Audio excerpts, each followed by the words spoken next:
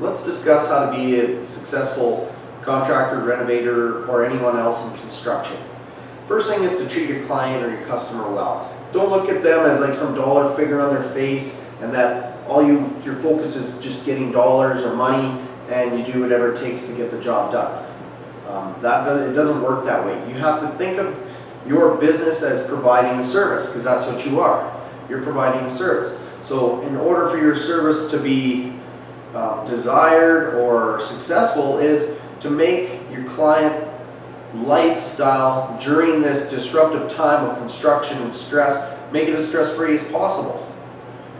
One way to do that is, and I've seen this in the past, is you have to take, sometimes you have to take the reins and make the project happen. Like I've been in situations where, somebody has been planning and they've talked to an engineer, and they've talked to an architect, and they phoned a few framers or drywallers or something, but there's nobody there to kind of make it happen, put it as a whole, plan it as a whole, and get it going. So, there's been a lot of times where I'll say, okay, well, what do you want? Like let's draw a plan out. Take your plan. Okay, I'll go see your designer. We'll make up, get all your details figured out. I'll start getting a quote together. I'll line up all the trades. I'm going to be pulling the permit anyway, so I'm responsible for the whole project. So I'm going to take control of the whole project. And then you're the guy that gets to steer it, and you make it happen for your customer. Otherwise, they're in limbo. They're like, "What's going on? I don't know if that guy's going to get back to me." And that goes along with the whole project is, make the project run smoothly. Always communicate with your customer. Always be ordering materials ahead and thinking ahead so there's no snags. Like there's lots of times where you have to work over here, you have to work today to get things done, but you also have to think, okay, well, I need cabinets, I need my countertops, they take time, I need lighting and plumbing fixtures, I need flooring. So there's the whole timing aspect of it. So you have to kind of wear a whole bunch of different hats. And the communication part is huge as well.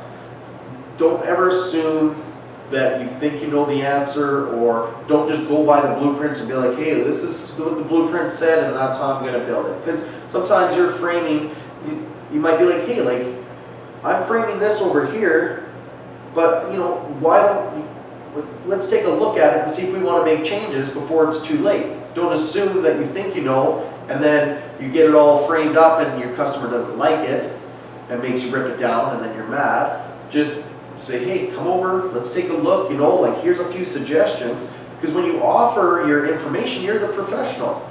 You know the trade, what's, options for door openings and styles and stuff like that. So offer those ideas to your customer at the time when it's easy to make tweaks or adjustments or changes. So just do that, communicate, don't ever assume. And the last point is just give a detailed quote for a multitude of reasons. You have a detailed quote, so therefore you've thought of every aspect of this project. The more detailed your quote, the more thought you've put into it, and the less likely that there'll be unforeseens. There's always unforeseens. But what's nice about it is you show your customers, say, hey, like I totally forgot this, or this happened and it wasn't in the budget. See, it's right here. Or the customer says, I've been looking at some granite or some quartz. You quoted me arborite, but how much more for granite? Okay, well, this much and this much more for granite. The difference is 2,000. It's 2,000 more. It's simple. And same with your invoicing. Just keep your invoices detailed. Then there's never any qualms, right?